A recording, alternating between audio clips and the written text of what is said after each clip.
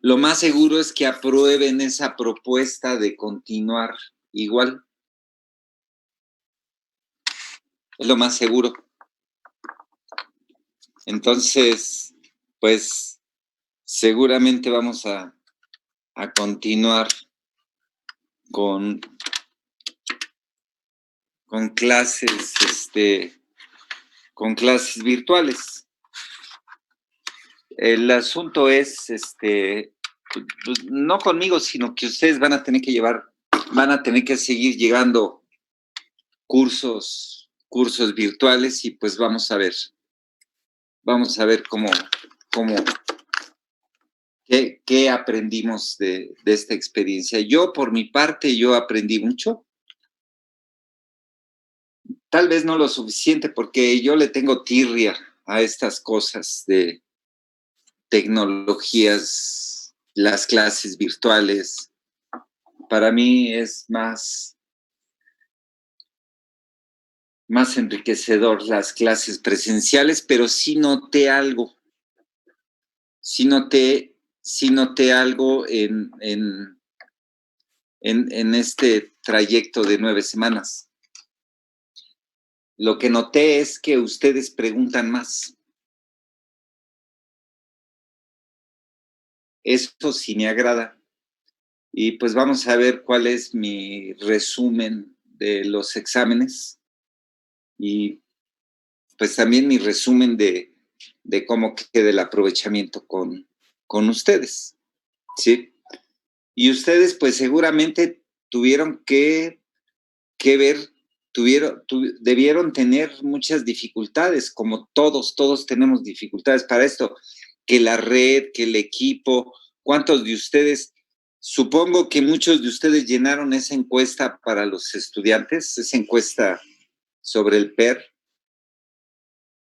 y y ahí pues debieron manifestar cuáles son los inconvenientes que ustedes encuentran para este tipo de educación virtual, y para la cual casi todos estamos aprendiendo.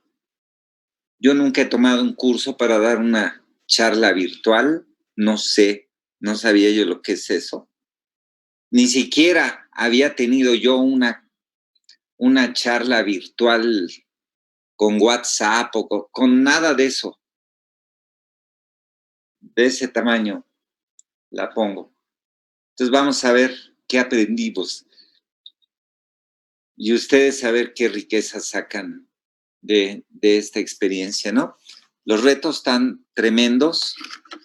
Si uno de los objetivos de la educación pública en México es que la educación sea la misma para todos, eso pues hasta el momento pues no es muy evidente porque mucha gente tiene que tomar clases con un telefonito. Yo, por ejemplo, yo tengo un estudiante de doctorado que ya va muy avanzado, el cuate se llama este, Julio, Julio Hernández, ya va muy avanzado, pero ¿saben en qué toma su clase él conmigo? Ya son charlas de investigación las que tenemos, pero él lo hace con un teléfono. Él se conecta, lo pone a cierta distancia y así resolvemos el asunto. La universidad compró tabletas, pero pues yo creo que aún así hay otra clase de problemas, ¿no? Que resolver, por ejemplo, la red. La red no, digamos, en el 80% del curso, esa es mi estimación, creo que la red en el 80% del curso fue buena. Pero ustedes saben cómo llegan las cosas a su computadora. Les puede llegar la voz distorsionada, las imágenes se detienen, como lo hemos estado batallando últimamente. El asunto de que ahorita seguramente todavía está, a mí no me ha llegado ningún comunicado, normalmente me llegan, ahí tengo mis contactitos, me llega el comunicado que si aprobaron, si no aprobaron, pero todo apunta a que vamos a seguir con este tipo de cursos virtuales, porque el asunto de la pandemia está sumamente complicado, la verdad. No lo hemos vivido con la gravedad como por ejemplo lo ha vivido Ecuador. No sé si se acuerden que hace como 2 meses Ecuador se estaba muriendo la gente en la calle, se moría la gente en sus casas porque no había un espacio en un hospital, sobre todo en la capital, en Quito. Se moría la gente en su casa y no había un servicio funerario que fuera a recoger al muerto. Y entonces el muerto se quedaba 2 o 3 días en la casa hasta que la familia agarraba, sacaba el muerto y lo ponía en la acera de la calle. A ese drama estuvieron llegando las cosas en Ecuador. Y recientemente en Bolivia también estuvo pasando eso, recientemente. Bueno, les voy a platicar algo que espero que, pues, que nos ponga a todos a pensar la gravedad del asunto. Hay un instituto de investigación en Washington, Harvard, Washington y la Universidad Johns Hopkins hacen estimaciones solo de 3 países, de México, de Canadá y de Estados Unidos por el asunto del Tratado de Libre Comercio, ¿verdad? Bueno, en particular este instituto de Washington hizo una estimación del número de muertos, hizo una proyección del número de muertos para noviembre. Sí, imagínense, en noviembre vamos a seguir con este problema del virus para este noviembre que viene. Es de miedo lo que les voy a platicar. Se han dado cuenta, seguramente han leído cuántos muertos llevábamos hasta ayer. Muchísimos. Les puedo enseñar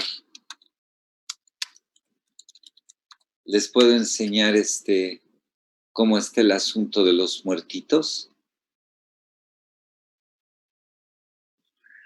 El asunto de los muertos está así, miren.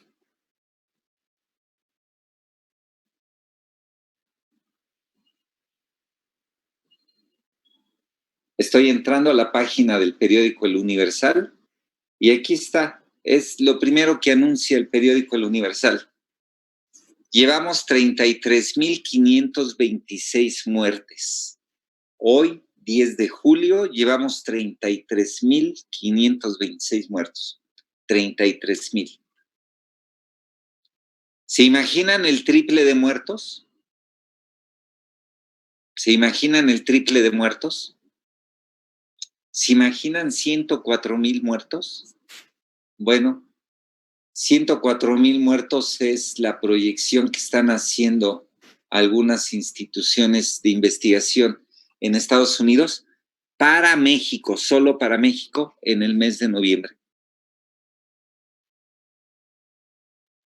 Este mes seguro pasamos de los 40,000, ¿eh? Si llevamos 33, nos falta muy poquito para llegar a los 40. Y las cosas van a ir subiendo de tono.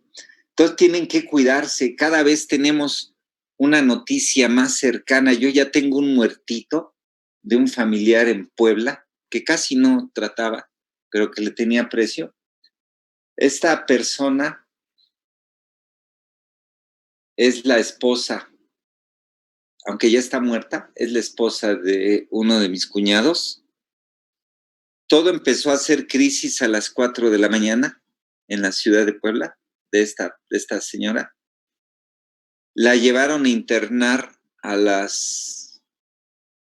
esas horas en la madrugada al Hospital General de Puebla a las 2 o 3 de la tarde muere, y a las 11 de la noche ya estaban sus cenizas en su casa. O sea, en menos de 24 horas esto explotó. Sí, es muy grave. O sea, cada vez tenemos noticia más cercana de muertito o de contagio. Tenemos que cuidarnos, tienen que cuidarse ustedes, tienen que cuidar a sus familias. Yo sé que hay muchas necesidades. Hay gente que tiene que salir a trabajar porque no hay de otra, si no, se mueren de hambre. Entonces está muy grave y lo que vemos en la calle, también en la calle vemos gente irresponsable. También notamos en la calle gente irresponsable. Aquí en Iztapalapa no se diga. En Iztapalapa tenemos mucha gente, curiosamente, fíjense, sobre todo jóvenes, como que, no todos, por supuesto, pero muchos jóvenes como que piensan que a ellos no les va a dar.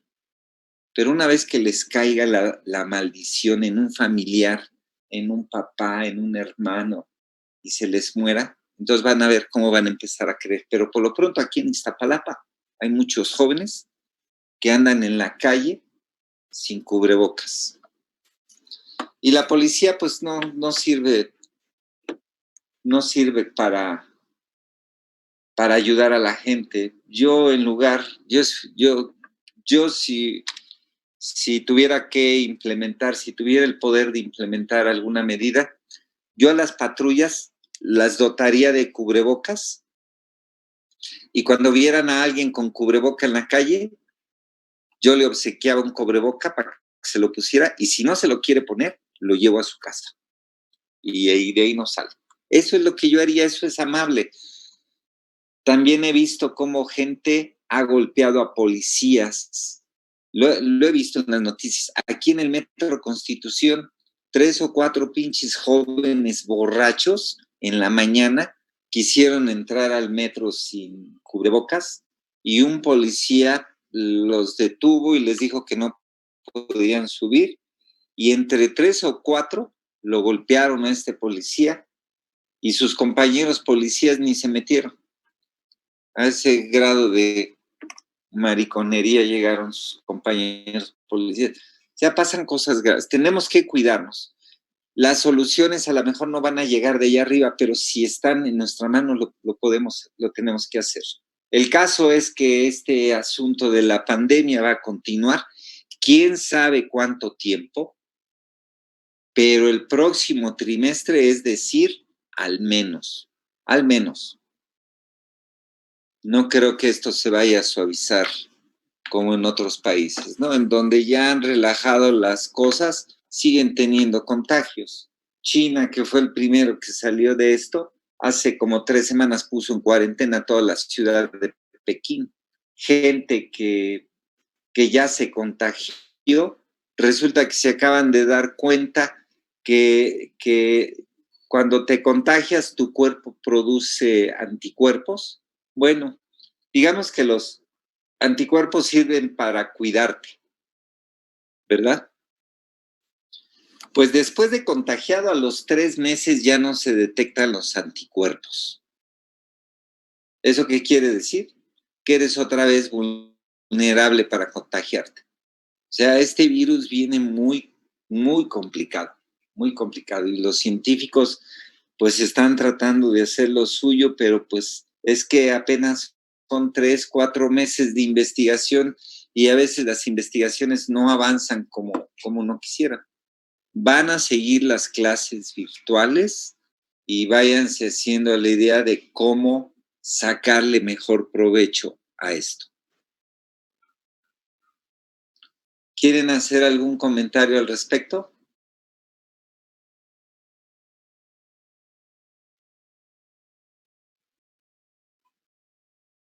¿Cree que o nada más una parte? No te escuché. ¿Me puedes repetir? Sí. ¿Cree que vaya a ser todo el trimestre en línea o nada más una parte?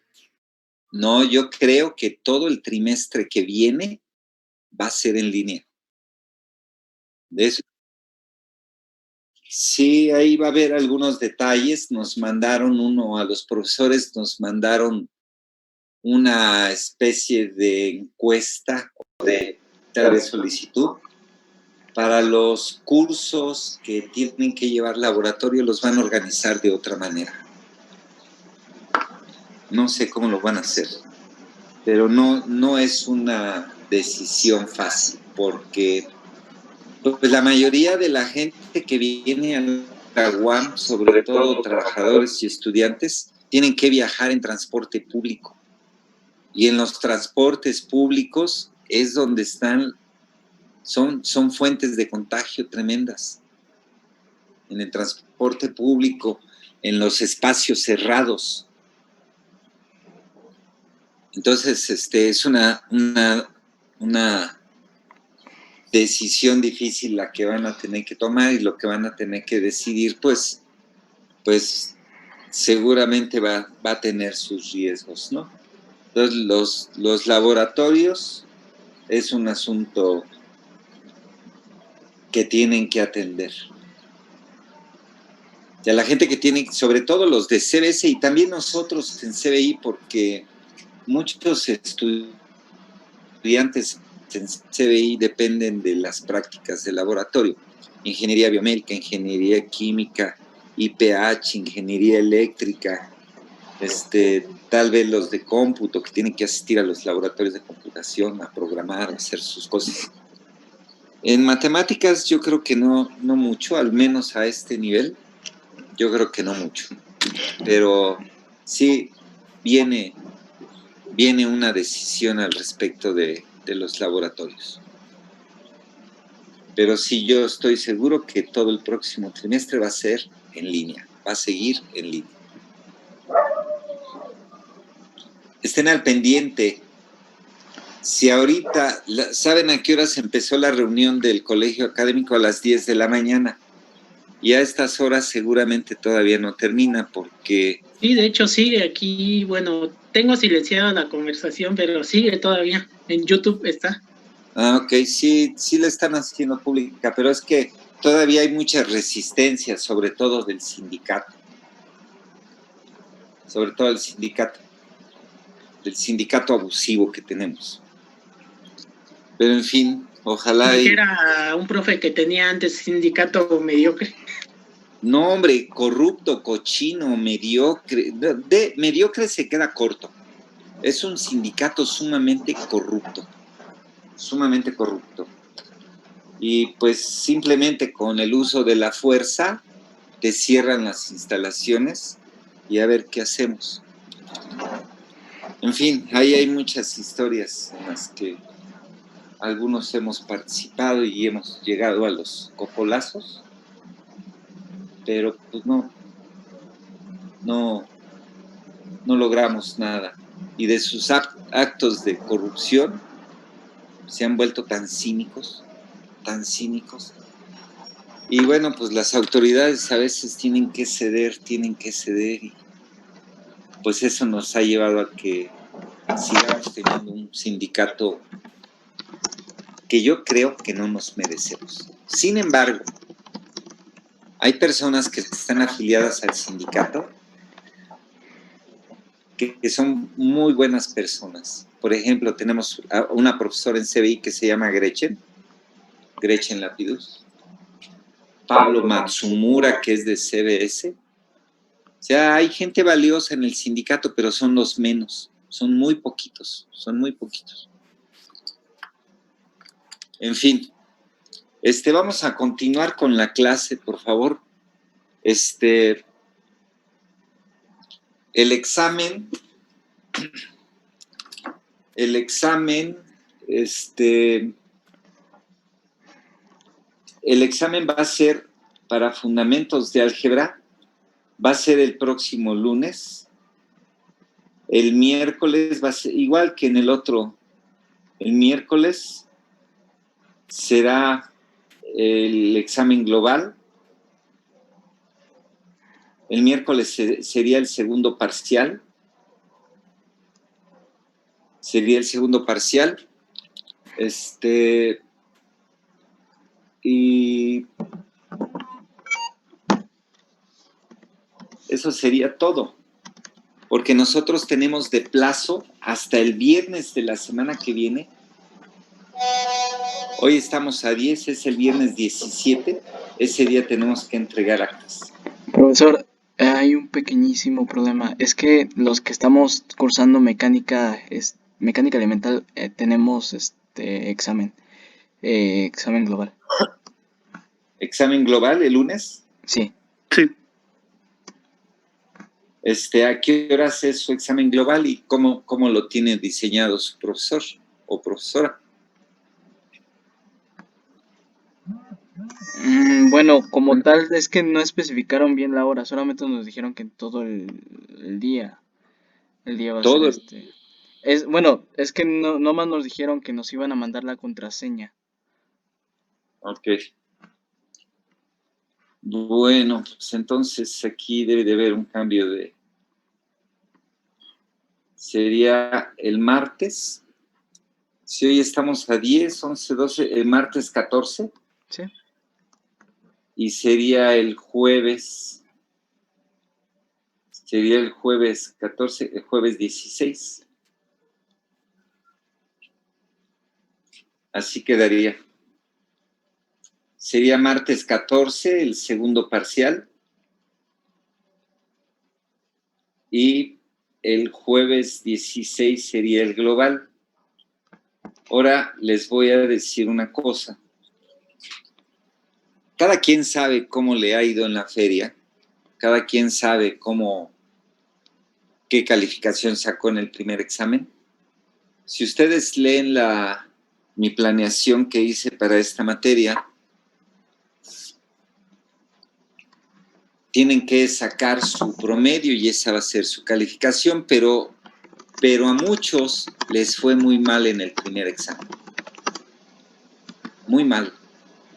Y el asunto es que para que con el segundo parcial logres pasar la materia, tendrás que juntar con la calificación del primer parcial y del segundo parcial tendrás que juntar una calificación aprobatoria, mayor o igual que 6, el promedio. Y eso no es fácil. Entonces, lo que yo les sugiero a los que les fue mal en el primer examen, muy mal en el primer examen, pues que mejor presenten el global. Ahí el global es borrón y cuenta nueva y lo que saques ahí, eso es lo que te voy a poner. ¿Sí? Entonces, el examen del martes, yo creo que lo pongo como a las 10 de la mañana, como a las 10 horas, y seguramente lo voy a recoger como a las 10, 11, 12, 1, 2, 3, 4, como a las 4 de la tarde, como a las 16 horas.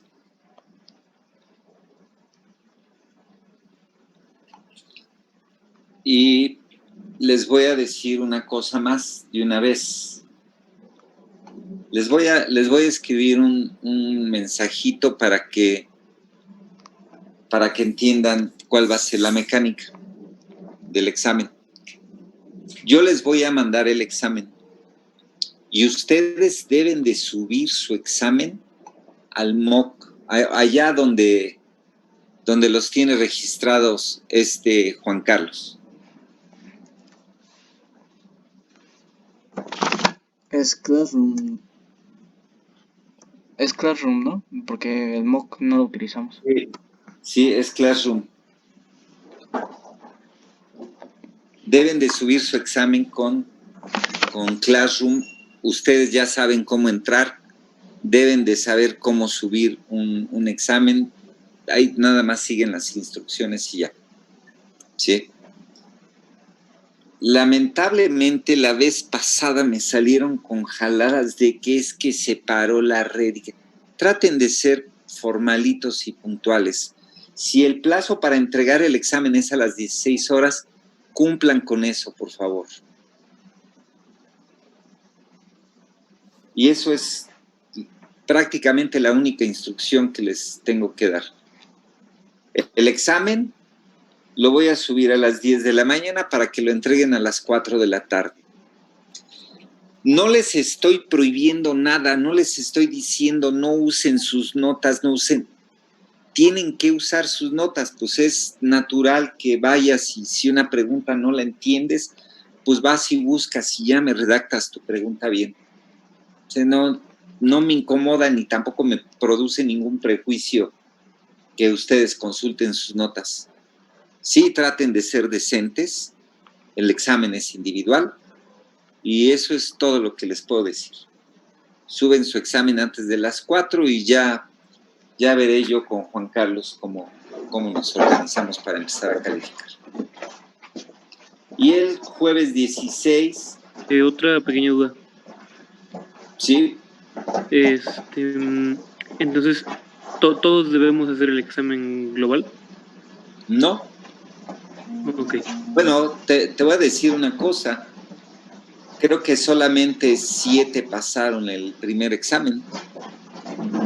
Solo 7 pasaron el primer examen. Entonces, pues esos 7 podrán hacer su segundo examen y si quieren mejorar calificación, pues a lo mejor con sus tareas. A mí solo uno me ha enviado tareas. No sé a Juan Carlos cuántos le han enviado tareas. Y con las tareas, pues hay la posibilidad de subir solo con las tareas, pero yo no tengo testimonio de tareas conmigo más que de una persona. Y bueno, pues si quieres subir, si te fue bien en el primero, en el segundo te va bien y crees que la calificación no te gusta, quieres subir, pues haces el final. Está preguntando Juan Tolentino, no que no tenían valor las tareas, pues no tienen valor. Claro que no tienen valor. Desde la primer clase les dije, las tareas tienen un objetivo, que ustedes estudien con anticipación para los exámenes. Y les he dicho varias veces, pero si ustedes quieren que les califique una tarea, con gusto lo hago, o yo o Juan Carlos. Eso se los dije. Y por supuesto que es trabajo y debe de contar.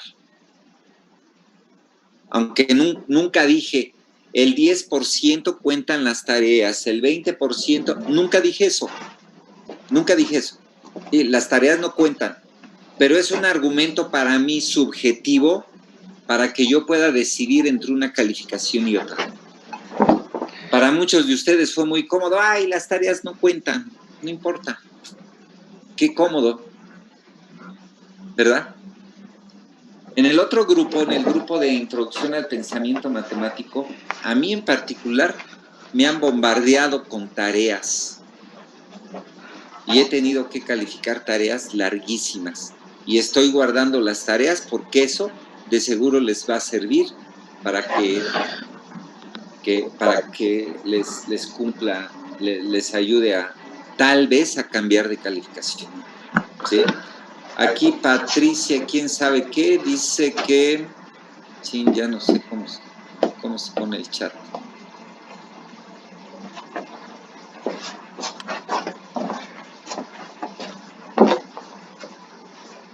Ahí está el chat. Dice el chat... No, que no valían las tareas. Hay personas que le enviamos tareas extra a Juan Carlos. Pues Juan Carlos debió calificarlas. Juan Carlos debió calificarlas y registrarlas. Conmigo nada más una persona. Conmigo nada más una persona. Entonces, a ver, voy a concluir esta plática. El martes a las 10 de la mañana, de 10 a 16 horas, es el examen segundo parcial. Y el global va a ser de 10 a 18 horas. 2 horas más. De 10 a 18 horas. Y la mecánica va a ser la misma. yo les envío el examen y ustedes lo suben, lo suben a la plataforma de Classroom, ¿sí? No sé si tienen más dudas. Voy a preguntarle a Juan Carlos con las tareas que dices que tú, Patricia, Leilani, Nájera, dices que hay personas que le enviaron tareas extra a Juan Carlos. Pues voy a platicar con él al ratito, acabando la clase, acabando de comer, para ver cómo está el asunto ese de las tareas. No sé si tienen alguna otra pregunta.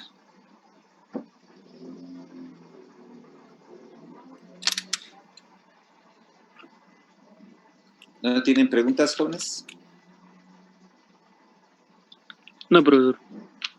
Bueno, fíjense que en realidad... Yo sí, profe. A ver.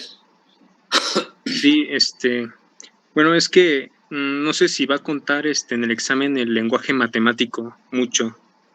Es que... Sí. Porque en el examen anterior, vi que, bueno, yo cuando entré a su asesoría de este ayudante, él usaba un lenguaje matemático muy, pues sí, para mí es un poco más avanzado. Yo aún no domino eso. Y él fue el que me calificó mi examen. Entonces, y la verdad aún no manejo muy bien ese lenguaje, aparte de que él quería que justificáramos todo, o sea, con lenguaje matemático. Entonces yo ya aún no domino eso, entonces no sé si va a contar mucho, o sea, el lenguaje matemático, o sea que si tengo que dominarlo o tengo que empezar a dominarlo bien. ¿Quién habla? Yo, ¿Quién? profe. ¿Cómo te llamas? Juan. A ver, Juan, Sí. mira, te voy a comentar una cosa. Yo voy a procurar que el examen esté redactado de tal manera para que hagan exactamente lo que dice la pregunta. Y en base a eso, pues no puede haber desviaciones en la calificación. Lo que sí te voy a decir una cosa es que ustedes están creciendo, entonces yo no puedo exigirles como le podría exigir, por ejemplo, a mi estudiante de doctorado, o como podría yo criticar a un compañero que hace investigación. Yo no podría hacer eso. De hecho, yo estoy aquí para enseñarles, para que ustedes vayan agarrando sus primeros pasos en la escritura de las matemáticas. Así de sencillo. Entonces, yo voy a procurar que el examen sea preciso, certero en sus preguntas, y lo que dice ahí lo tienen que hacer, nada más, ¿sí? Ahora, te voy a contar un caso de alguien que nunca me había mandado tareas, pero ahora me mandó una tarea de mi otro grupo, y era una lista de problemas que resolvía donde no ponía el enunciado. Y el caso es que no me ponía el enunciado, y eso, pues a mí sí me parece, me parece un descuido, ¿sí? Entonces ustedes procuren escribir todo lo que se les venga a la cabeza, traten de ser ordenados. Traten de ser ordenados, porque solamente así uno va creciendo. Ordenados y disciplinados a la hora de escribir. Acuérdense que ustedes van para matemáticos. Entonces, una de las cosas que deben de tener en la piel es el lenguaje. Hasta para preguntar. Pero yo entiendo, pues, que a veces pues las preguntas no salen como uno quisiera, pero pues hay que aventarse al ruedo, y uno aprende inclusive hasta a preguntar, ¿sí? Entonces, pues no temas que va a haber un abuso por parte de nosotros porque no va a ser así, ¿sí? Y si tu examen lo calificó Juan Carlos, seguramente, no sé cómo te fue, pero seguramente hizo una buena calificación. Yo todos los exámenes que califiqué de fundamentos, porque a mí me gusta calificar también exámenes por una sencilla razón, porque es la única manera que tengo de ver sus avances. No me gusta dejarle toda la chamba al ayudante para que él califique y yo nada más reviso o yo nada más recibo las calificaciones. Yo también califico y de esa manera me entero cuál ha sido su grado de avance. Sí, profe. Es que más que nada porque en mi anterior examen puse más palabras, o sea, intenté explicar mis demostraciones con palabras más que con lenguaje matemático. Ajá. Entonces, yo creo que eso fue lo que me afectó, o sea, como tal, porque sí tenía la idea y todo. Entonces, y bueno, si usted dice que bueno, no sé si lo haya revisado, la verdad, mi examen, usted. No, pero ¿cómo te llamas? Juan, sí, ¿qué? Juan. José Juan Martínez. José Juan Martínez.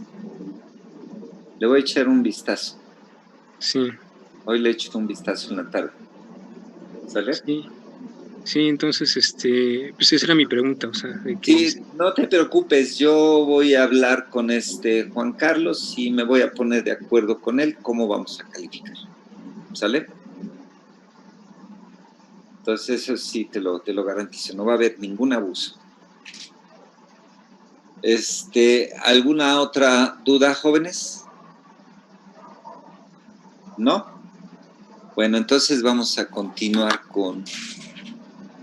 Les recuerdo, antes de empezar la clase, el martes 14, de 10 a 4 es el segundo parcial y el jueves 16 es el global de 10 a 18 horas. Y global quiere decir todo. ¿Sale? Entonces ahí van a tener sus buenas horitas, 8 horas para hacer un global. Y yo les sugiero que el segundo parcial pues lo haga quien todavía aspire a sacar la materia solo con los exámenes parciales. Es el promedio de los dos y con eso ya la libres. Entonces empezamos. Voy a hacer una especie como de resumen. El tema importante no es tanto las funciones, porque con las funciones ustedes han estado involucrados ya en sus cursos de cálculo y seguramente desde el bachillerato y seguramente en otras materias, en algún laboratorio. Todo son funciones. Todos son funciones. ¿Sí? El tema que sobresale en esta parte, en este tema de funciones, es el asunto de las funciones inversas. Las funciones inversas. Nosotros todavía no le ponemos nombre a las funciones inversas. Apenas he definido f a la menos 1. ¿Sí? Entonces nuestra discusión arrancó así. Sea f que va de un conjunto en otro, biyectiva.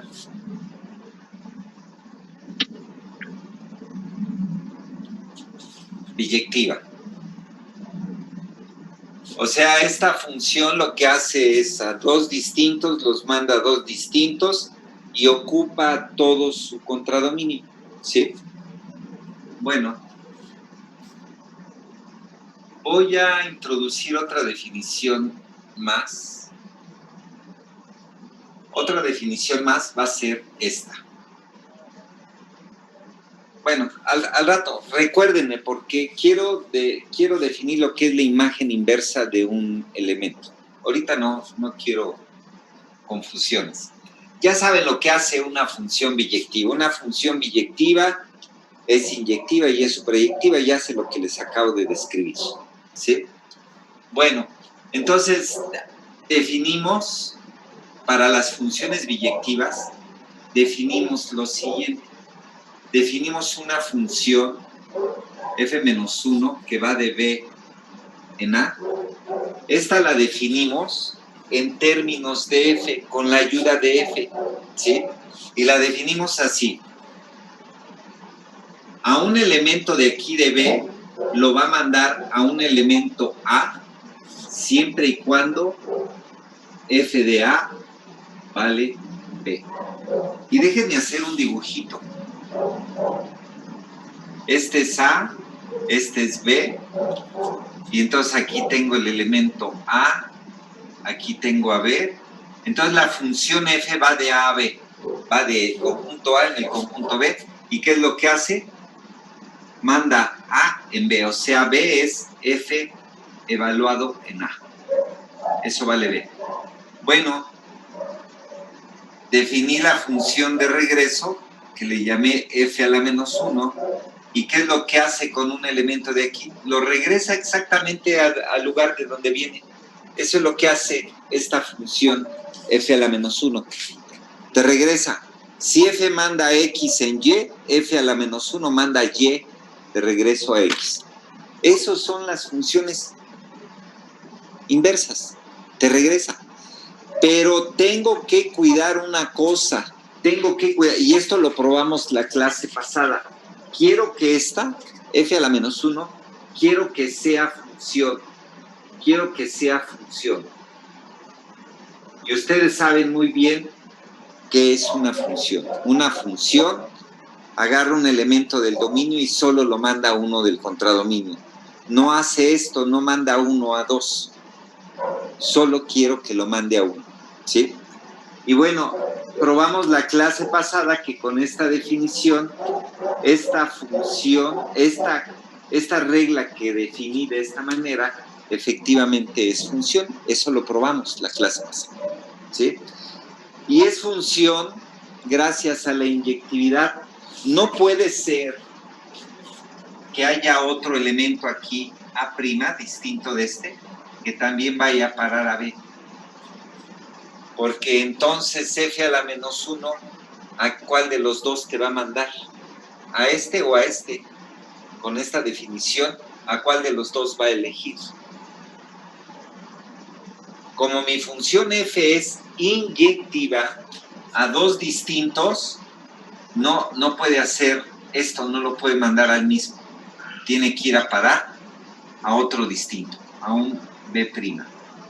Y este B' es f evaluado en A'. ¿Sí? Entonces, esto es función gracias a la inyectividad. Solamente a uno de acá solamente lo puede regresar a uno de acá. ¿Sí? Y el otro asunto es función, lo voy a escribir, es función porque f es inyectiva. Esta f a la menos 1 es función porque f es inyectiva.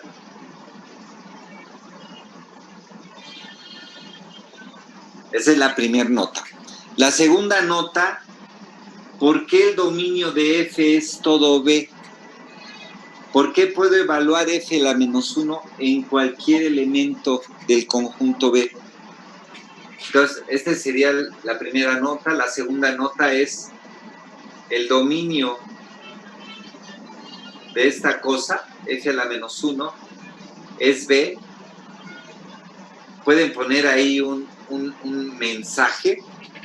O sea, puedo evaluar f a la menos 1 en cualquier elemento de B.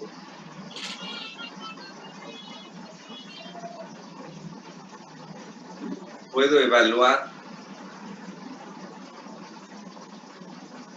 en cualquier elemento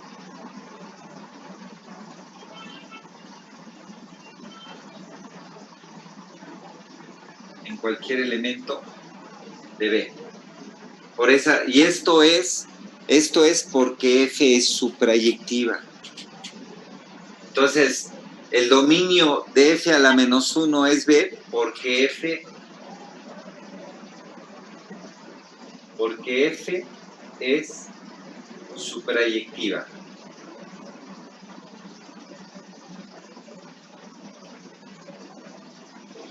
Suprayectiva. Es función porque f es inyectiva y el dominio es todo b porque f es suprayectiva. El dominio es todo b porque f es suprayectiva. Entonces son dos cosas muy buenas. Y vean ustedes cómo arrancamos la discusión.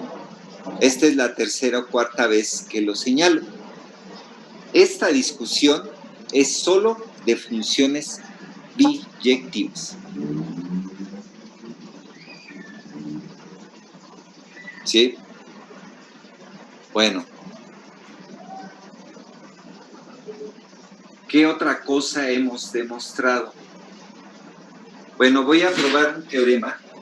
Primero voy a hacer una nota importante. Me voy a regresar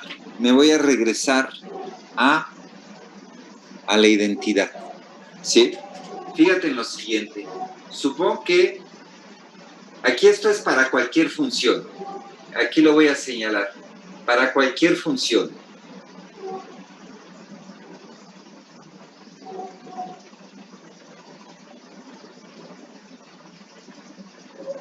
O sea, biyectivas o inyectivas, o sea, cualquiera, no necesariamente para inyectivas, ¿verdad?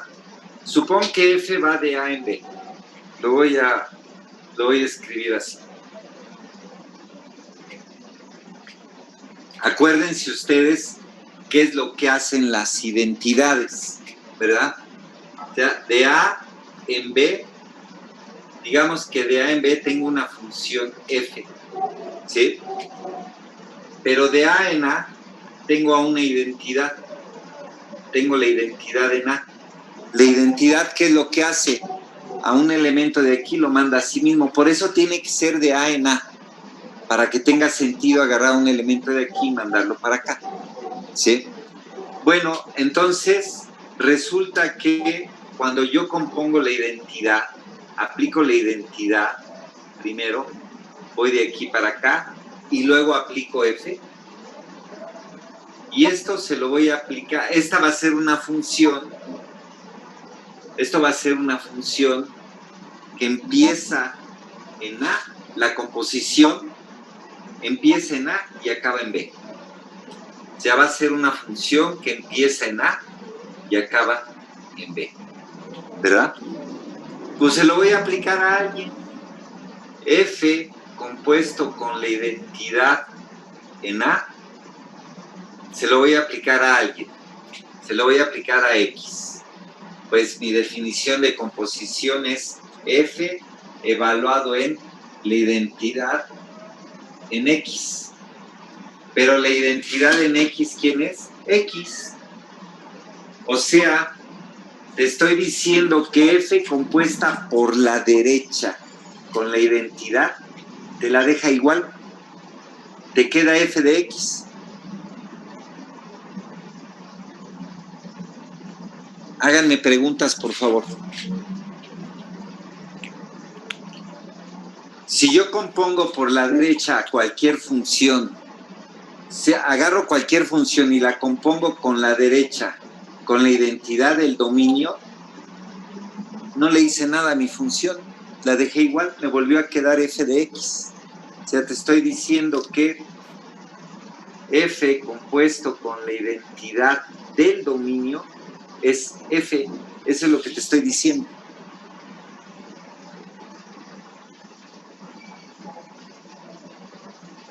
¿Preguntas, jóvenes?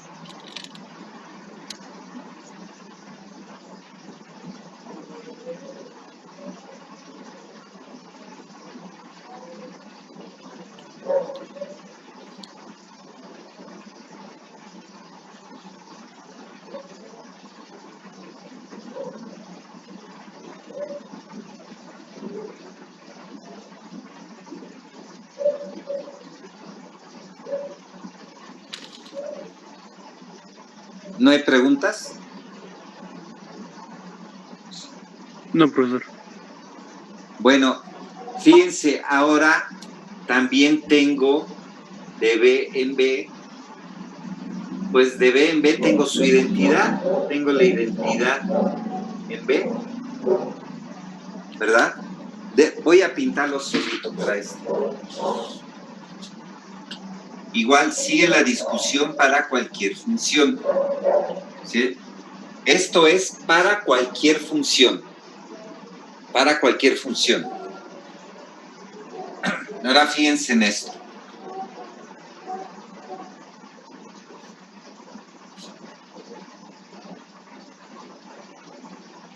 Sigo en lo mismo. Sigo en lo mismo porque esto lo voy a utilizar. Fíjense en esto. Ahora, pues tengo de A en B, tengo de A en B a F. Cualquier función. Y de B en B, pues tengo a la identidad. Tengo a la identidad, pero la identidad en B. Entonces puedo formar la composición, ¿verdad? Ahora primero aplico F, voy de aquí para acá, primero aplico F y luego aplico la identidad. Luego aplico la identidad. Esta composición, ¿dónde empieza? Empieza en A y ¿a dónde acaba? Acaba en B. Esta composición también va de A en B. Igual que esta, igual que esta que discutimos acá, también tiene dominio A y contradominio B. Bueno, voy a aplicarle la identidad. La identidad, no es la identidad en A, es la identidad en B.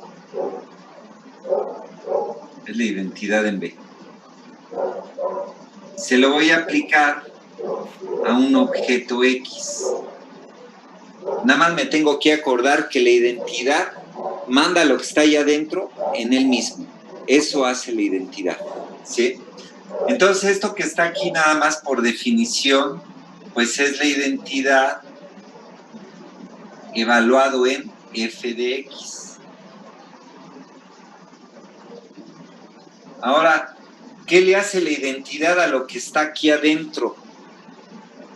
¿Lo deja igual? O sea, ¿lo deja igual?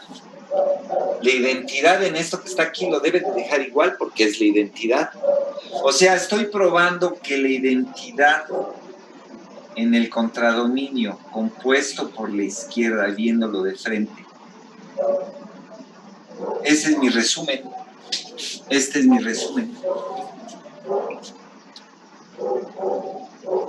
Entonces, la identidad respectiva aquí es la identidad del contradominio por la izquierda y aquí es la identidad del dominio por la derecha.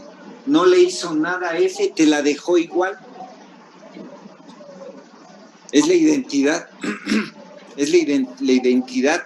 Es una propiedad maravillosa que tiene la identidad bajo la composición de funciones. No hace nada.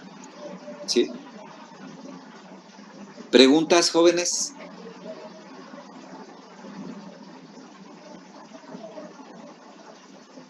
Profe, Sí. nada más una pequeña pregunta. ¿Es lo mismo poner F compuesto, o bueno, la O chiquita, ¿qué dijo que significa? Pues composición. Es lo mismo poner la identidad en B compuesta con F que F compuesta con la identidad en B, ¿es lo mismo? No, no tendría sentido, fíjate. Tu duda es esta. ¿Qué es esto? Esa es tu pregunta, ¿verdad? Sería lo mismo que con lo que está subrayado arribita. Esto y esto son distintos. Te voy a decir por qué. Porque esto te está indicando que primero apliqué la identidad en B y luego apliqué F, ¿sí? O sea, tendría de B en B. Primero apliqué la identidad en B y luego apliqué F. ¿F de dónde a dónde va? De A a B. Entonces, no puede ir por acá. Tendría esto. Pero no de B en A. Esto me está indicando en qué orden la estoy aplicando. Primero es la identidad. Primero es la identidad. Eso es lo que me está dictando esto. Primero es la identidad y luego aplico F. Pues no lo puedo hacer porque F no va de B en otro lado, va de A en B, F. Entonces, esto está mal definido. Qué bueno que lo preguntaste, porque aprovecho para decirles, y ahorita casi cualquier ejemplo que inventemos nos va a servir para verificar que la composición de funciones no necesariamente conmuta.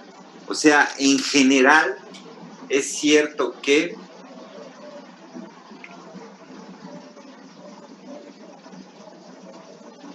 no es una ley que H compuesto con W no tiene por qué ser lo mismo que W compuesto con H.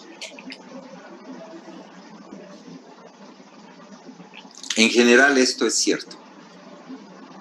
¿Sí? Perdón. Así, en general esto es cierto.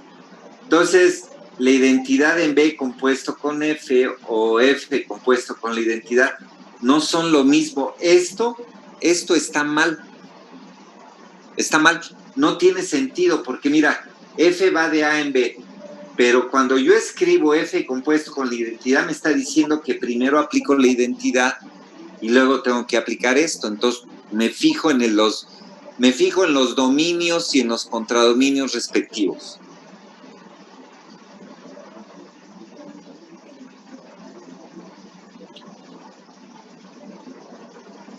O sea, ¿qué es esto? Esto, yo digo que está mal planteado. Esto. ¿Por qué? Porque desde un principio yo te he dicho que F va de A en B. Eso, ya, así va, F, de A en B. Y entonces, cuando yo quiero aplicar esto, acuérdate de la definición. ¿Qué es esto aplicado a una X? Pues mi definición de composición. F evaluado en la identidad de B. Así, ¿verdad? Pero piensa en una cosa, ¿dónde está esto? ¿Dónde está la imagen de esta X? ¿Dónde tuvo que estar esta X? Aquí, ¿verdad? Porque la identidad solamente es la identidad en B, solo la puedo evaluar aquí. ¿Y a dónde voy a parar? A X, ¿verdad? O sea, estoy en B, ¿verdad? Entonces, esto me quedaría F en X. Pero esta X, ¿en dónde está? Esta X está en B. Y elementos de B. A F en elementos de A, no de B. No sé si esto aclara tu duda.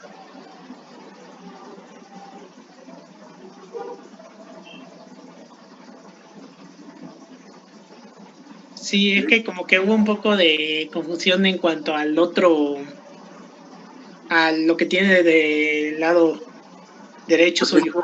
Por eso hice las dos. Por un lado es la identidad del dominio. El dominio es A, el dominio de F. Y por la izquierda es el contradominio. ¿Sí? Pero esto y esto no coinciden. Y en general la composición de funciones no es lo mismo W compuesto con H que H compuesto con W. Casi cualquier ejemplo sirve. ¿Sale? ¿Preguntas, jóvenes?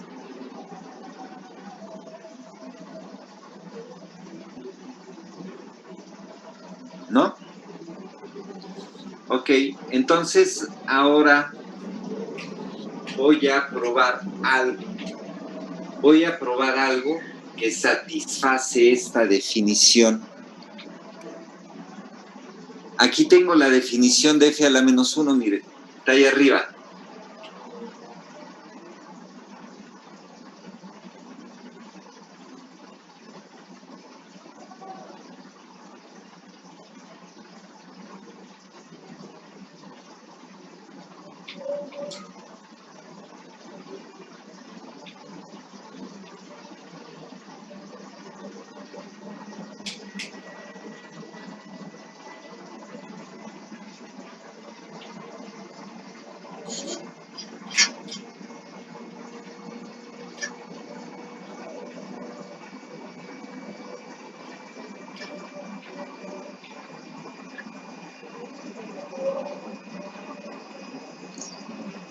Entonces, a ver,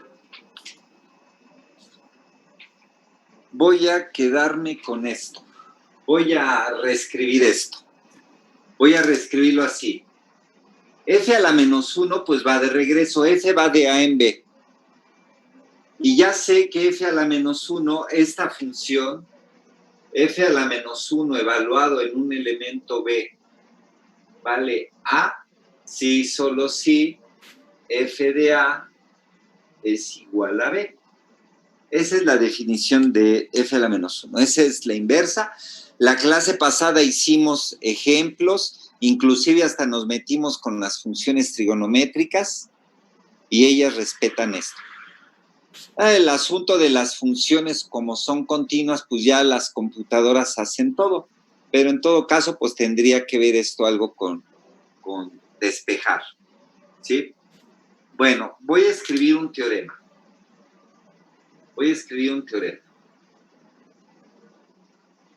Voy a considerar estas dos composiciones. Primero, fíjate, voy a considerar primero f a la menos 1 compuesto con f y también voy a considerar f compuesto con f a la menos 1.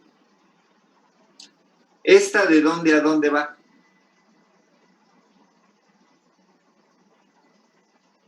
De A en A. ¿Esta? Primero aplico f a la menos 1 y luego aplico f. Va de B en B, perdón. Esta va de B. Esta, fíjate, f a la menos 1 va de B en A. Y luego f va de A en B, entonces voy a acabar a B. ¿Verdad? Y esta otra composición es al revés. Esta otra composición, primero f y luego f a la menos 1. Puedo ver, f va de A en B. Y esta va de ¿dónde a dónde?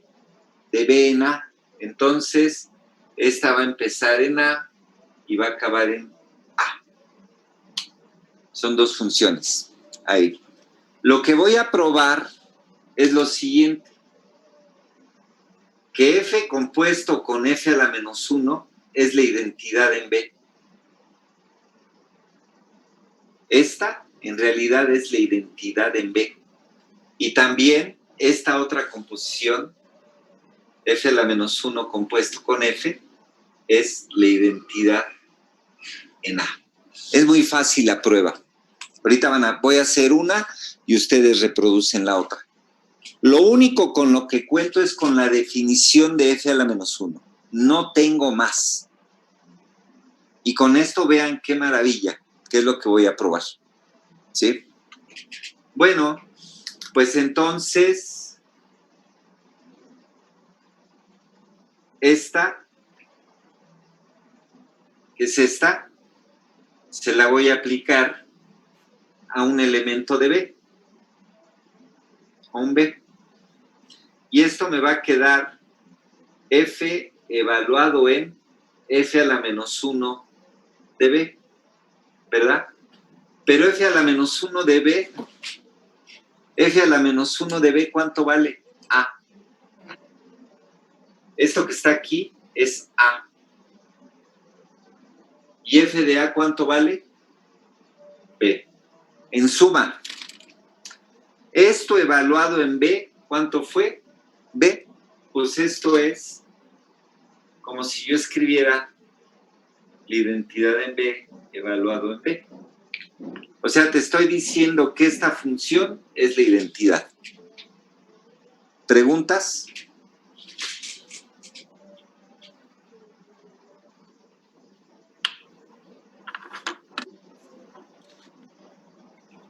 No, profesor. No, sí, una pregunta. ver. Para este caso se tiene que definir la identidad en... bueno, más bien, no definir, más bien. Para el caso de f a la menos 1 compuesta de f, tendríamos la identidad, pero en A, ¿no? Exactamente, eso es la otra, mira, aquí está. La otra composición me va a dar la otra identidad.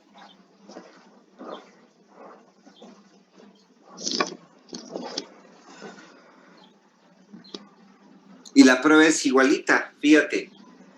Voy a escribir f a la menos 1 evaluado con f. Pero Esto ahora de A. en A, porque esta va de A en A, entonces se lo tengo que evaluar acá. Entonces esto es f a la menos 1 evaluado en f de A, pero f de A, ¿cuánto vale? B.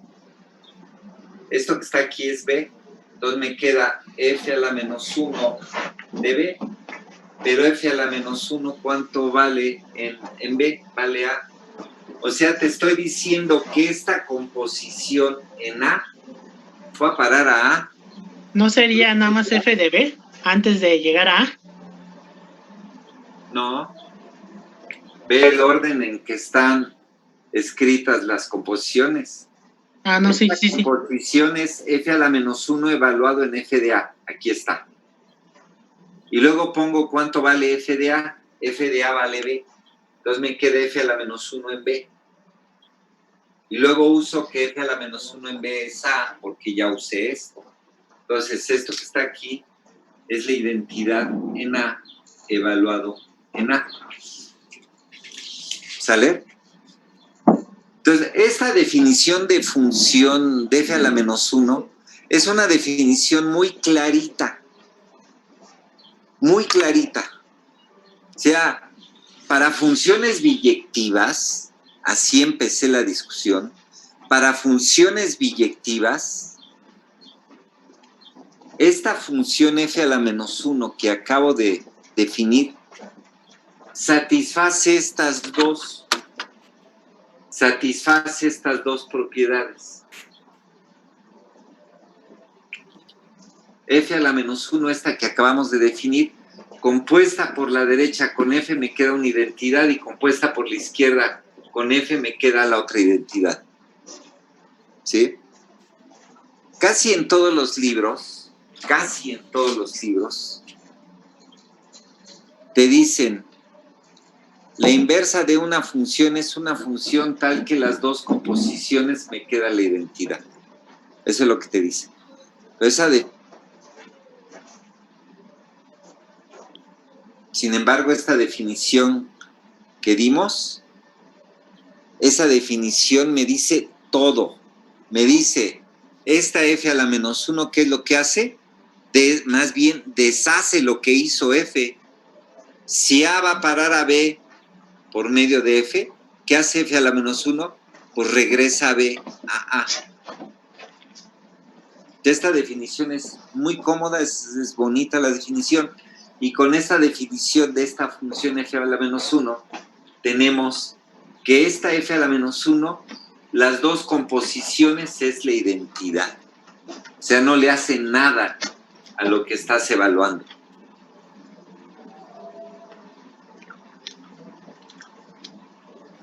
¿Sí? Ahora sí voy a meter una definición.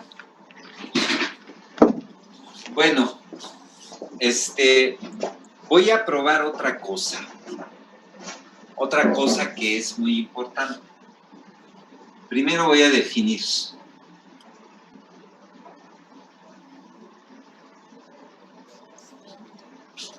Primero voy a definir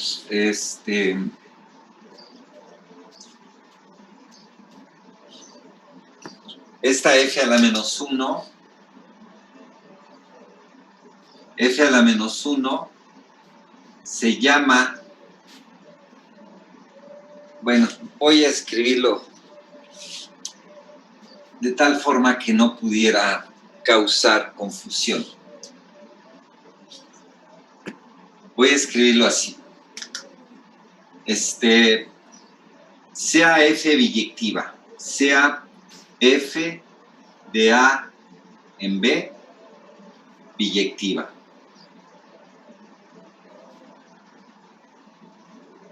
La función F a la menos 1 que va de B en A se le llama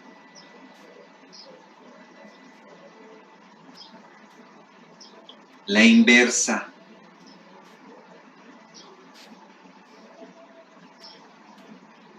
de F. Pero aquí hay un detallito, ¿eh? Aquí hay un detallito con esta palabrita, así de inofensiva como se ve. Ese es un detallazo. Es algo muy sensible, ¿sí? Tengo que probar que esta F a la menos 1 es única. Única en este sentido. ¿Sí? Única con respecto a esta propiedad que compuesta por los dos lados, la misma F a la menos 1, compuesta con los dos lados, me queda la identidad respectiva. ¿Sale? Ese es lo que tengo que probar. Y una vez que pruebo que esta F a la menos 1 es única, entonces sí ya tengo derecho a hablar de la inversa. No puedo hablar de una inversa. Una, pues ¿cuántas hay? No lo sé. Lo que voy a probar es que solo hay una. Cuando la función es biyectiva, solo tiene una inversa. ¿Cuál? Esta. Esta es su inversa. Es la función que me regresa al lugar de donde viene un elemento. ¿Preguntas?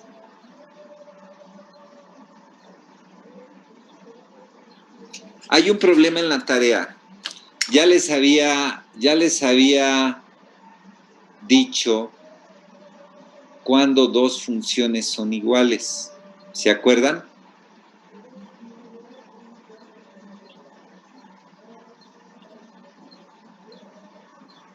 Sí. Les había dicho que dos funciones son iguales cuando tienen el mismo dominio, el mismo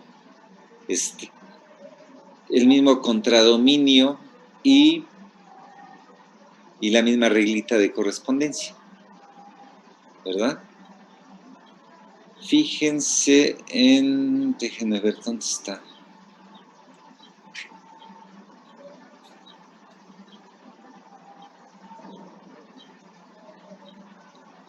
No lo veo.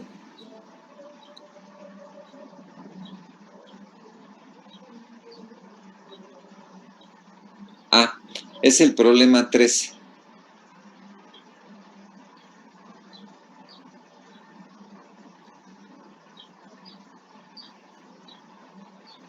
Es el problema 13, el que quiero que observen.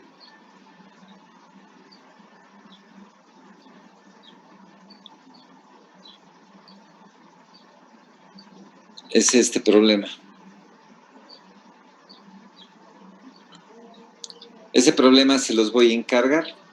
Vean qué es lo que dice ese problema. De hecho, está mal redactado el problema.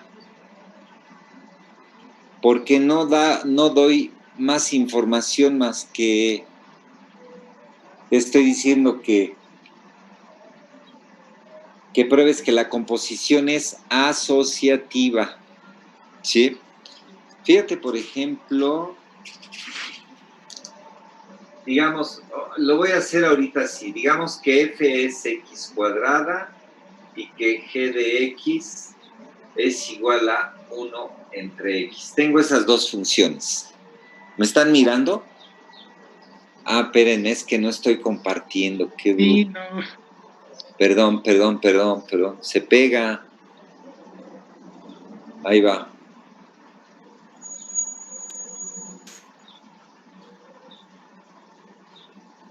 Vean ese problema que les estoy señalando.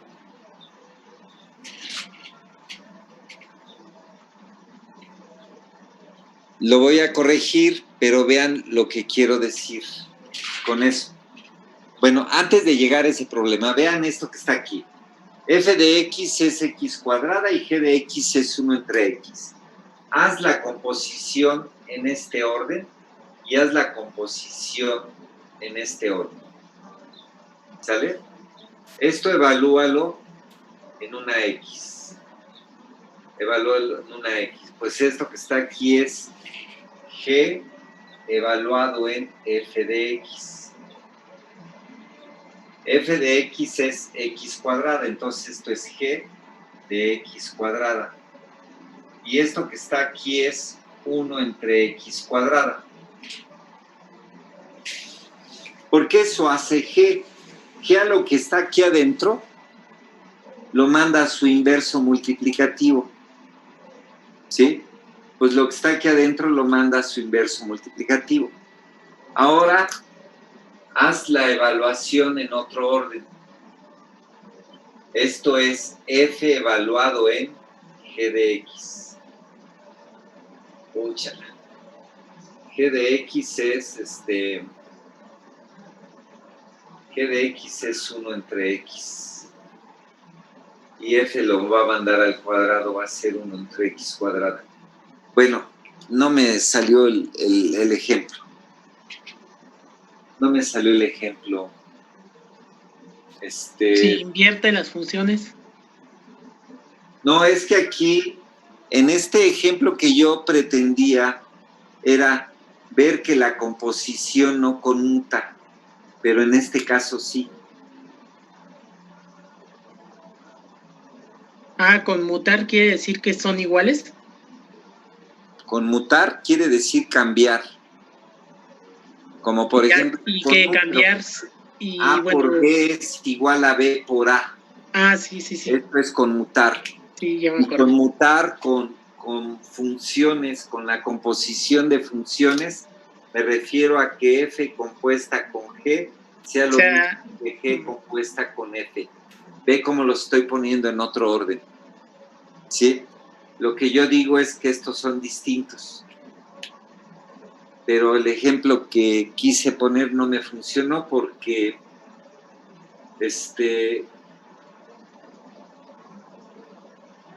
sí salieron iguales. Bueno.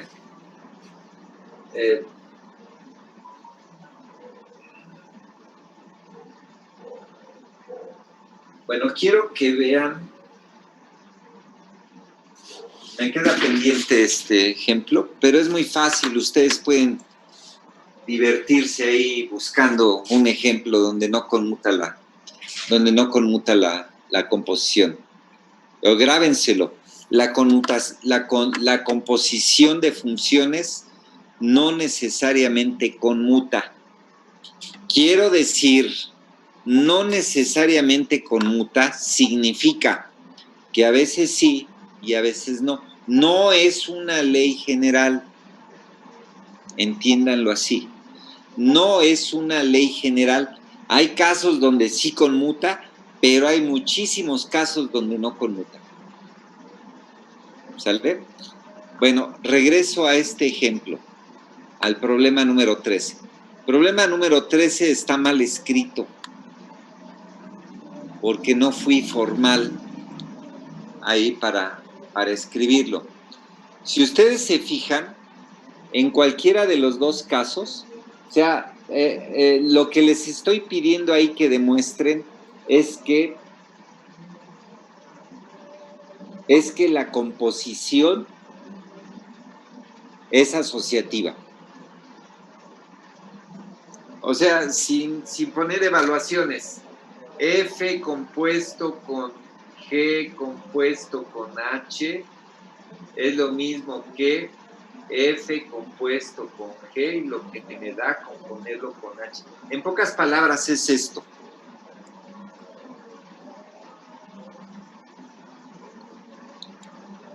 En pocas palabras es esto que estoy escribiendo aquí. O sea, te estoy diciendo, lo que dice la redacción de ese problema es esto, que la composición es asociativa. ¿Sí? voy a resaltar algo o varias cosas.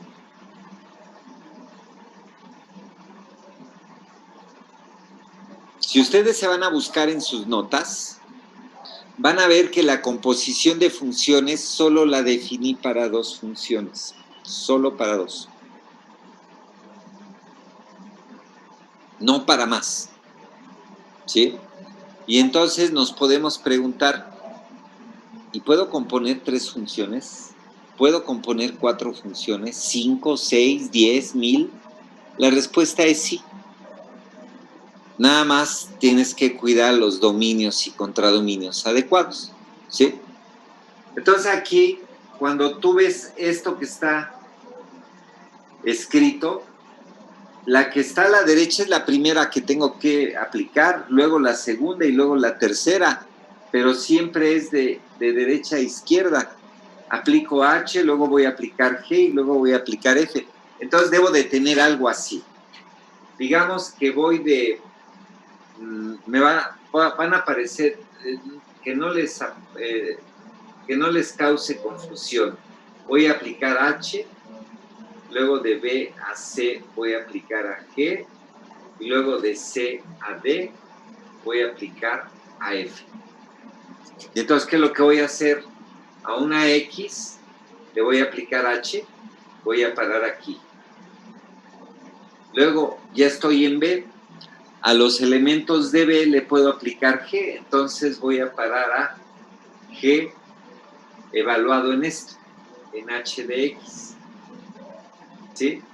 Ya estoy en C. A los elementos de C les puedo aplicar F. Entonces, tengo que aplicarle F a esto que está aquí. G de H de X. Esta es la composición de aquí hasta acá. Primero apliqué H, luego apliqué G, y luego apliqué F. Y luego apliqué F.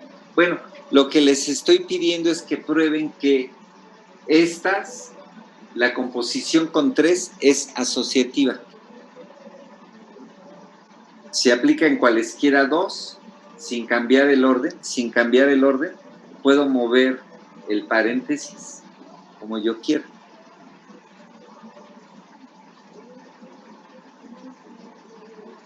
Eso es lo que me dice la redacción de ese problema. Debí escribir algo así como esto.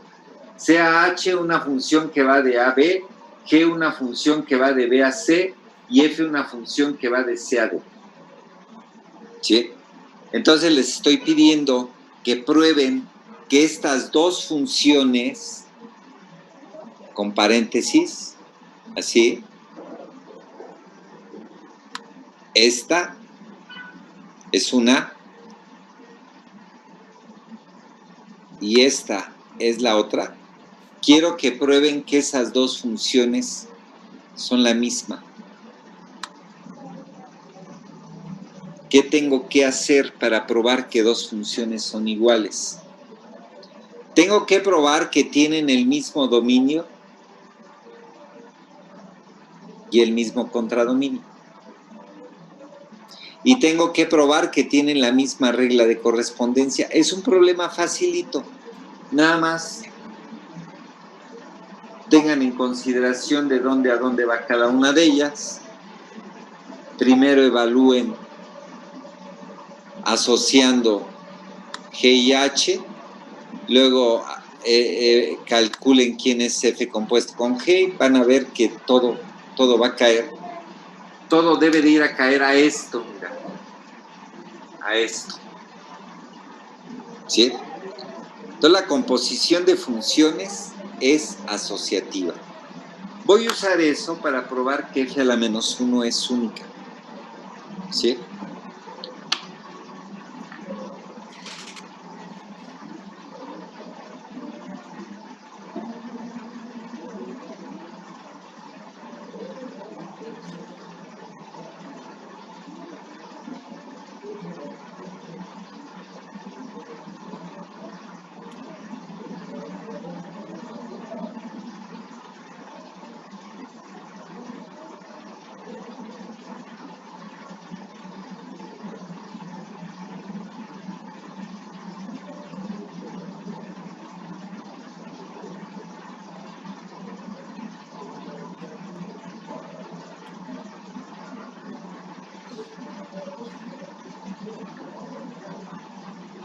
Bueno, ya no le voy a, ahorita no le voy a llamar f a la menos 1.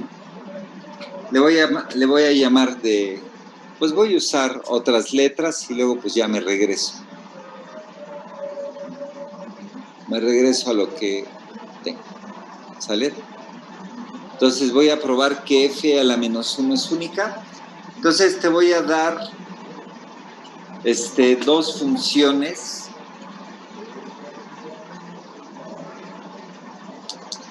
Así lo voy a poner.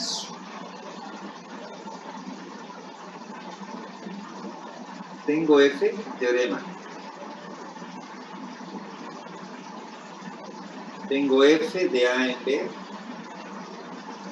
F de a en b, biyectiva.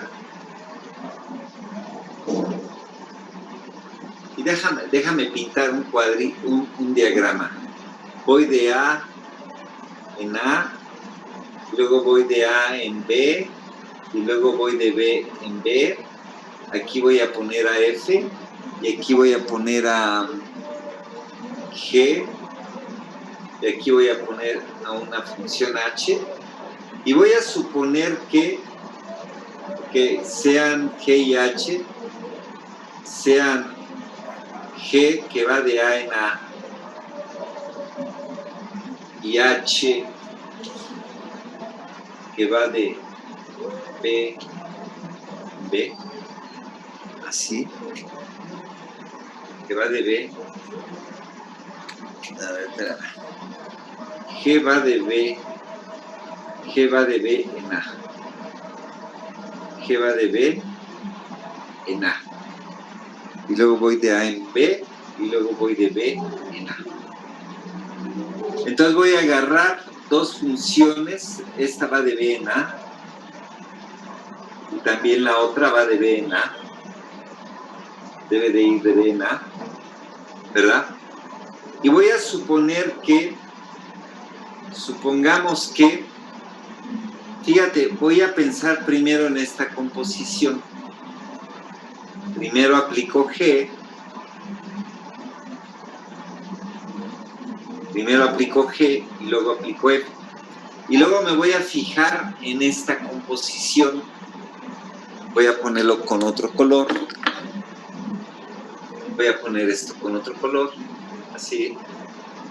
La que va de A a B y de B en A, pues va a ser, primero aplico F y luego aplico H. ¿Sale? Profesor, tengo una duda. A ver. Dime. En la notación de H, dos puntos, ¿va de B a B? H va de B en A. Gracias. Va de B en A. Sí, perdón. Va de B en A. ¿Sí? Y Jeta, las dos van de B en A. Las dos van de B en A. ¿Sale? Igual que la F a la menos 1 va de B en A. ¿Sí? Todavía no escribo, apenas estoy construyendo el enunciado. ¿Sí? Tengo una función de A en B. Ahora te voy a dar dos funciones que van de B en A, las dos. De tal forma que esta composición,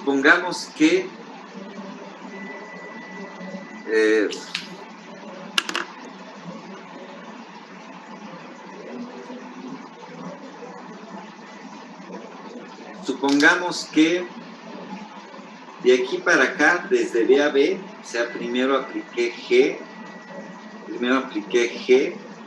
y luego voy a aplicar F. Si te fijas, primero aplico G y luego aplico F. ¿De dónde a dónde voy? Esta composición va de B en B. Esta, en este orden. Empiezo en B, porque primero aplico G va a parar a A, y luego aplico F, y acabo en B.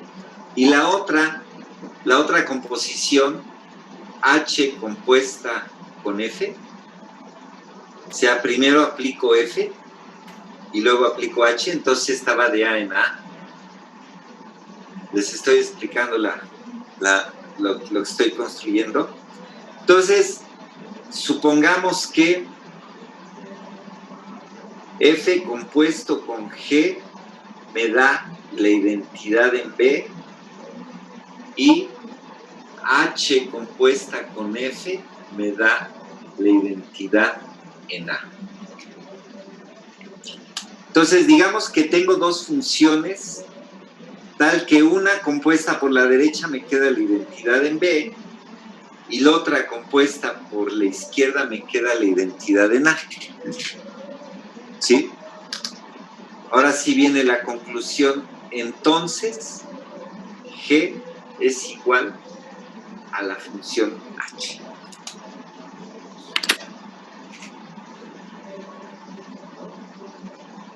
Esa es mi afirmación.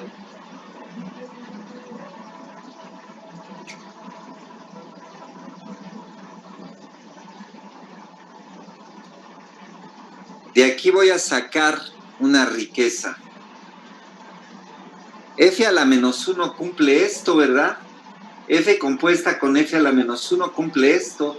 Y también F a la menos 1 compuesta con F cumple esto. ¿Habrá otra que tenga la misma propiedad? Esto me dice que no, que solo hay una. Entonces va a ser un corolario de este teorema. Y la demostración es un rengloncito. Van a ver ahorita qué fácil es la prueba. ¿Sí?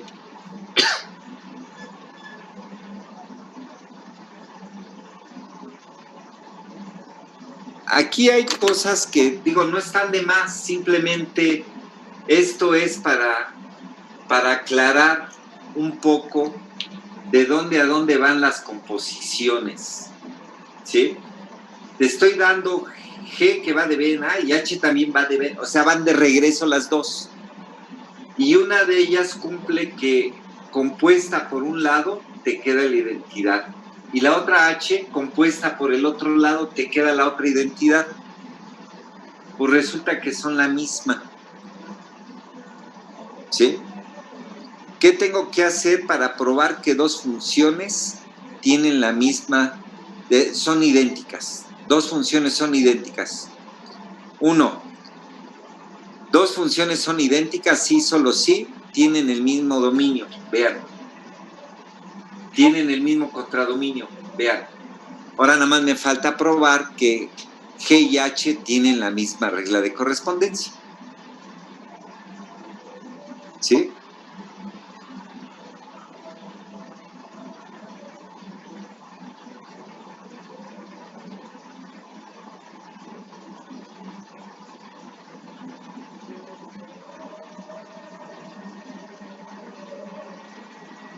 ¿Preguntas? Digieran el enunciado, por favor.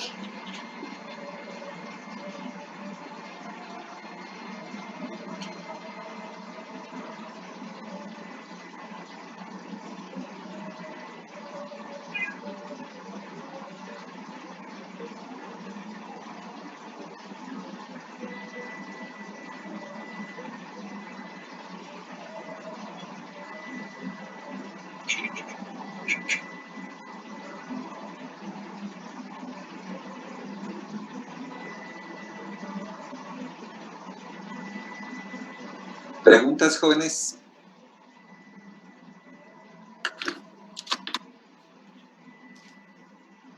En la demostración, lo primero es, quiero observar, observamos,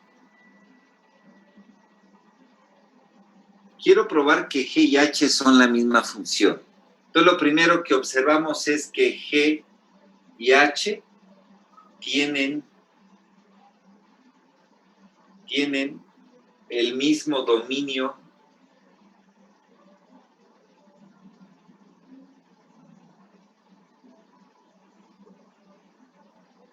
y contradominio. Pues vean, G va de B en A, H va de B en A.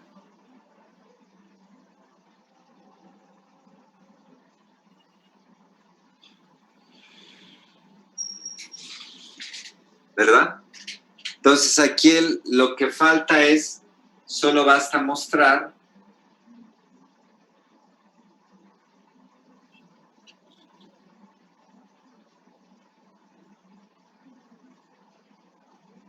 que tienen la misma regla de correspondencia.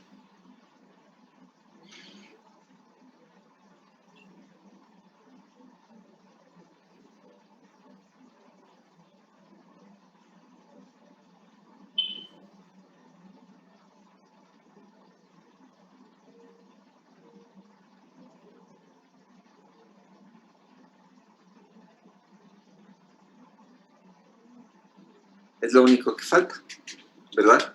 Porque ya de nacimiento las dos tienen el mismo dominio y el mismo contradominio. Aquí está. ¿Sí? Este dibujito los puede distraer. Este esquema que puse aquí los puede distraer. Pero en realidad lo puse para orientar. G va de B en A, la pongo aquí antes. H va de B en A, lo pongo aquí después. Y entonces con este diagrama construyo dos composiciones. Primero aplico G y luego aplico F. Aquí está. Primero aplico G y luego aplico F. Y entonces voy de B en B. Lo que yo digo es que esta composición es la identidad en B. Luego, H, ¿qué propiedad tiene? Pues primero aplico F y luego aplico H. Es lo que tengo aquí. Primero F y luego H. ¿Y dónde empiezo y dónde acabo acá? Entonces, lo que le voy a pedir a G y a H, primero, ¿por qué es hipótesis? Es hipótesis. Supón que esta composición en este orden me da la identidad en B y la otra composición me da la identidad en A. Son hipótesis. Entonces, con estas dos hipótesis, lo que vamos a probar es que G es igual a H. ¿Sí? ¿Preguntas?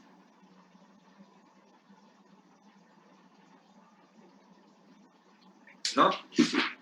Bueno, voy a utilizar esto. Este problema es muy fácil. La composición es asociativa. Voy a usar eso. Y voy a usar algo que probé hace rato. Que si yo agarro una función y la compongo por un lado con la identidad, te la deja igual. Y si yo agarro la misma función y la compongo con la identidad por el otro lado, me deja la misma función. ¿Sí? Entonces, fíjense ahorita lo que voy a hacer.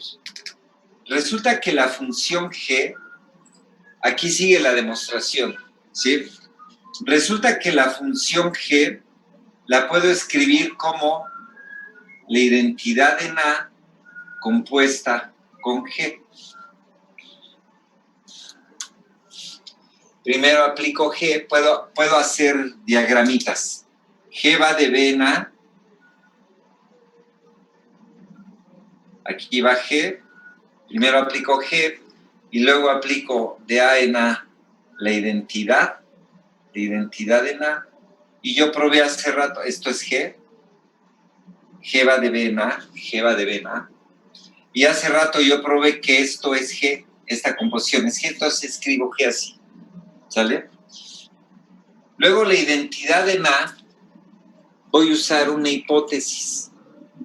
Esta es una hipótesis, es H compuesto con F. Entonces, la identidad en A es H compuesto con F. Nada más. Y luego compuesto con G. Entonces, como la composición es asociativa, esto que está aquí es H compuesto con, muevo el paréntesis, F compuesto con G. Pero resulta que F compuesto con G es la identidad en B, entonces esto me queda H compuesto con la identidad en B. Y cuando yo compongo una función con la identidad del otro lado, pues la función me queda igual. ¿Sale? Vean que acabo de probar que G es igual a H. Eso es lo que acabo de probar. Que la función G es en realidad H.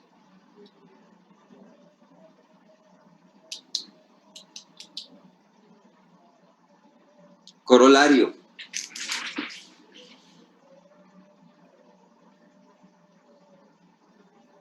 O sea, corolario es consecuencia de este teorema, es que si F es biyectiva,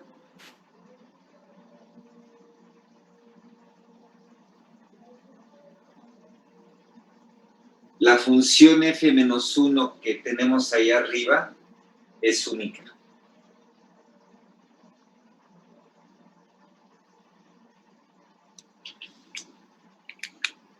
¿Por qué? Porque si hubiera otra función biyectiva, otra función que cumpliera esto, que las composiciones por los dos lados me da la identidad, este teorema me dice que debe de ser f a la menos 1. Porque f a la menos 1 cumple que compuesta con f me da una identidad y compuesta con f por el otro lado me queda la identidad. Es de las cosas que probamos hoy. Fue prácticamente el primer teorema que probamos hoy. Probamos solo con la definición y la prueba nos salió en un rengloncito. Probamos solo con la definición de f a la menos 1. Probamos que f a la menos 1 compuesta con f me queda la identidad en A y f compuesto con f a la menos 1 me queda la identidad en B. Fue lo primero que hicimos hoy. Entonces f a la menos 1 cumple estas dos condiciones. Si hubiera otra inversa, tiene que ser igual a f a la menos 1. ¿Sí? Ese es el corolario. ¿Preguntas, jóvenes? Lo único que utilicé para la prueba fue que la composición es asociativa.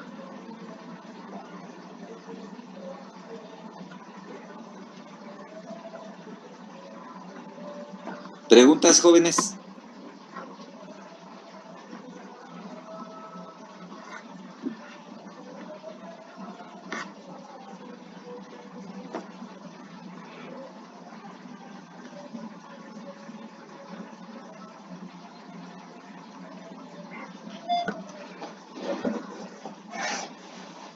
Y entonces sí, como la inversa es única, entonces esta definición f a la menos 1 es la inversa.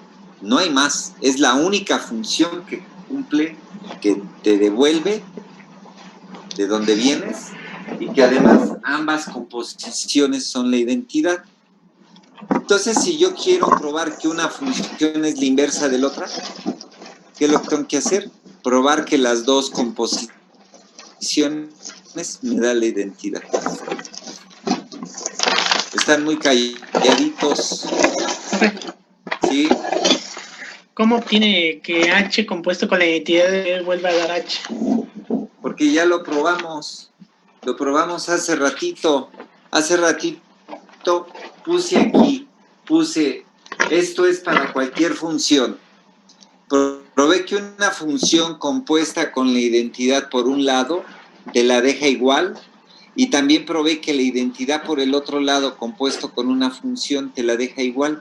Entonces lo aplico aquí, la identidad compuesta con H es H, la deja igual.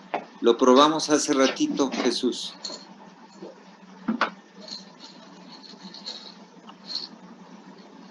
Y aquí estoy usando que F compuesta con G es la identidad en B. Esto tiene sentido, fíjate. Fíjate quién es esta composición. Primero aplico la identidad y luego aplico H. De B en B, va de B en B. Aquí tengo la identidad en B. Y luego debo de aplicar H. ¿H de dónde a dónde va? De B en A. Aquí tengo H. Entonces, aplicas la identidad, y luego aplicas H y eso te queda H.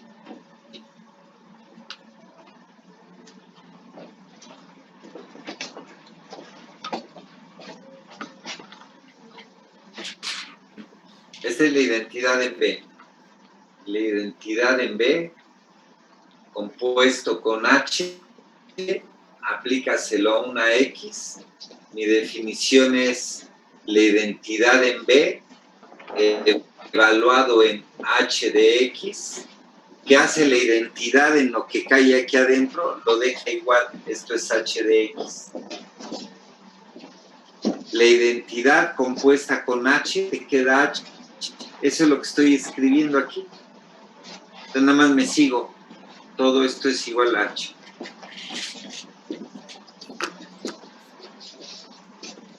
¿Está bien, Jesús?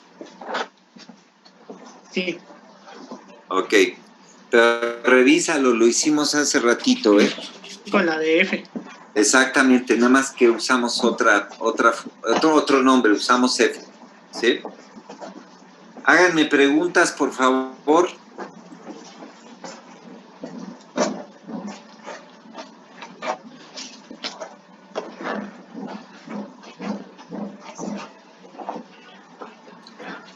A ver, les voy a hacer yo una pregunta. ¿Mañana tienen clase con Juan Carlos?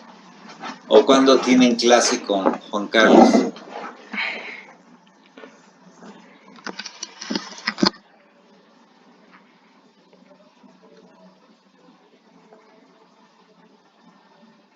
El domingo. ¿El domingo? Sí. Bueno, pues si quieren, yo mañana voy a dar clase de 12. El domingo yo tengo clase de 1:30 a 3:30 con mi estudiante.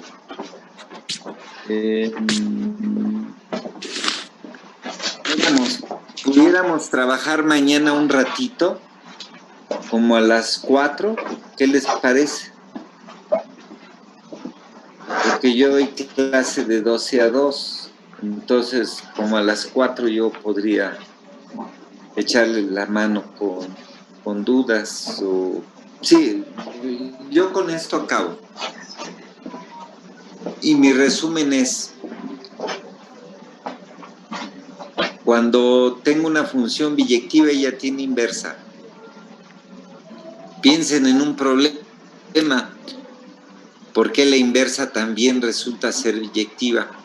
Pues eso va a ser muy fácil. Bueno, mañana como a las 4 podría trabajar con ustedes para dudas.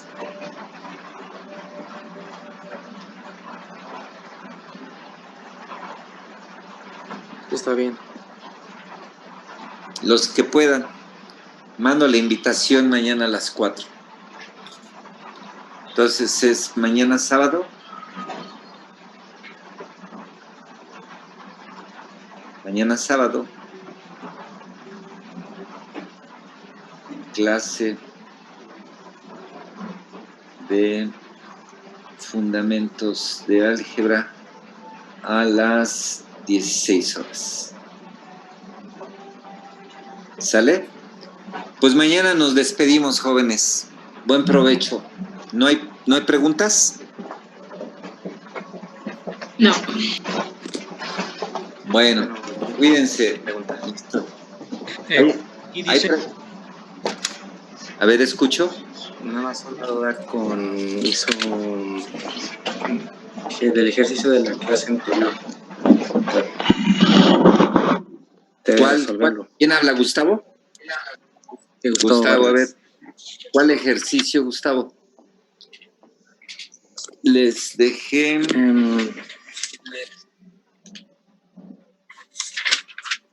Logaritmo de base 2 de x. Demostrar que el logaritmo...